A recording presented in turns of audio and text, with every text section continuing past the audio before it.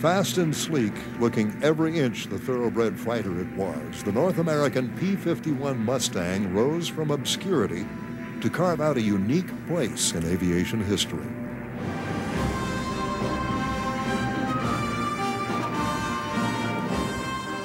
Loved by its pilots, feared by its enemies, the Mustang possessed a rare blend of speed, agility, and range that made it an unbeatable air-to-air fighter. Pilot's airplane, a real comfortable pilot's airplane. Very honest, no bad habits, no bad tendencies, great performance, lots of armament, lots of gas, lots of fuel. It was a superior airplane in performance all around. I think it was the airplane of the war, on any side. They were a beautiful airplane to fly, and I could sit there and reach all the switches and everything. I didn't have to get a bunch of pillows or anything. I could move the seats up and fly it, and really was a easy airplane to fly. I don't know how to describe it. As I said, they were very responsive. You felt you could outfly anything. It was an easy plane to take off, to land. It was very maneuverable. You could brake right or left almost with equal ease. It had more power, more maneuverability, more speed, more climb. It probably was better than anything the Germans had by 2%. I was in a lot of dogfights where I was very happy with my 2%. When the Mustang appeared in the skies over Europe, the United States Army Air Force pilots finally had the ability to carry the fight to the Luftwaffe over Nazi Germany itself.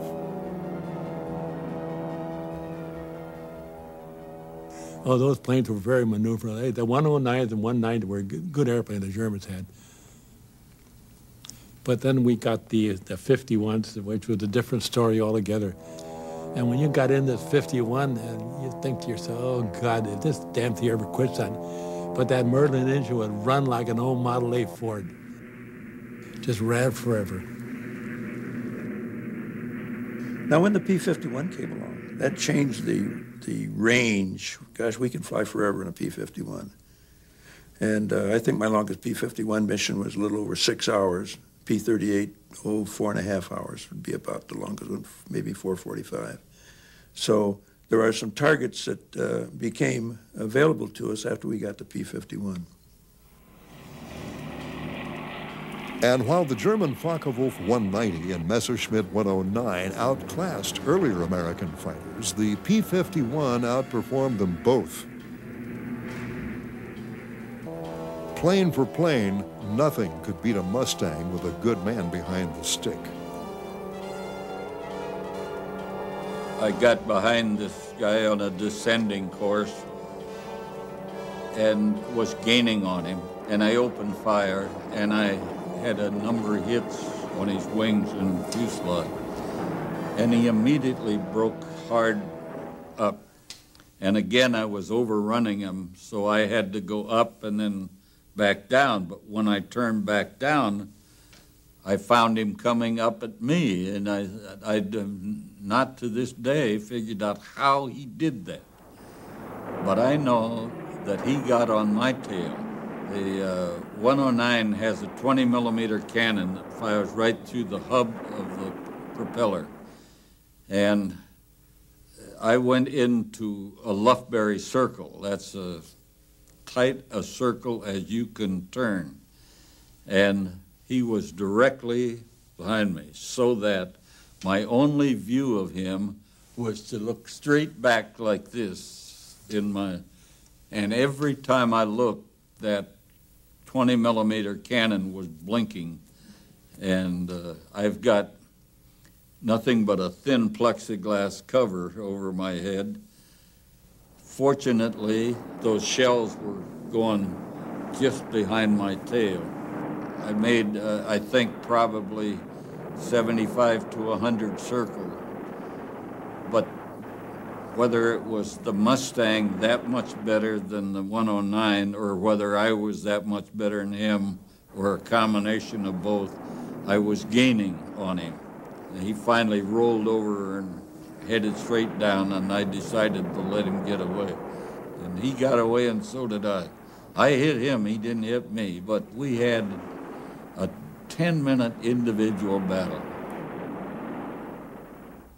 Though today the Mustang is considered to be one of the greatest American fighters ever built, oddly enough, it began its career as a reconnaissance aircraft flown not by the United States, but by Britain's Royal Air Force.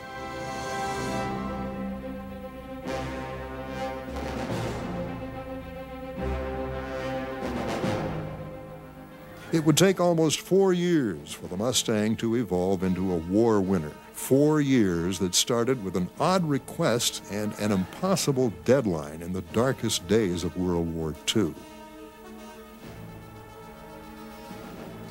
The British were looking to the U.S. aircraft manufacturers to make fighter aircraft for them. They approached North American hoping they would build P-40 Warhawks. North American came back at them with a counter-proposal. They would design and build and fly a completely new aircraft within 100 days.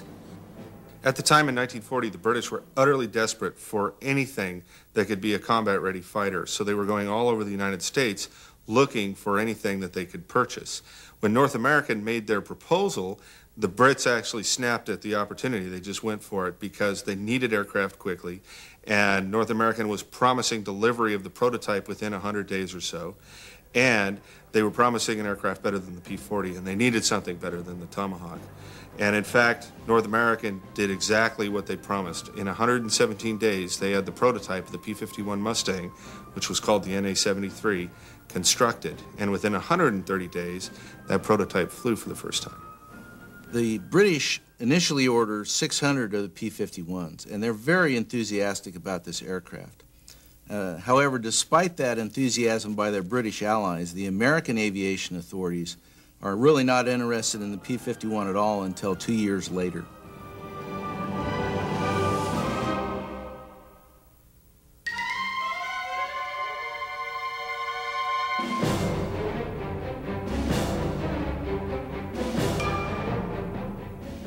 The Royal Air Force soon took delivery of about 600 of the new North American fighters, which they dubbed the Mustang I.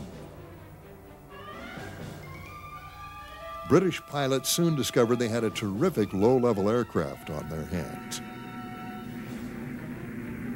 With a top speed of almost 390 miles per hour on the deck, the Mustang I was probably the fastest American fighter of its day. Light on the controls, very agile, and capable of climbing at over 3,000 feet a minute, the Mustang looked like a real winner. However, the new plane did have its share of serious drawbacks. The original Mustangs came out with Allison engines. They were extremely good for low-level work, and that's what the British used them for. Low-level fighter sweeps, tactical recon. They were unsuited for long-range escort work because the engine could not perform adequately at high altitude. While the Mustang I did not have exceptional high-altitude performance, the British still loved the aircraft because down low, it was awesome. It was fast, it was quick, it could get away from anything. So they used it in a variety of roles, mainly low-altitude TAC recon and armed reconnaissance against ground targets. But sooner or later, they were bound to come into contact with the Luftwaffe, and in August of 1942, the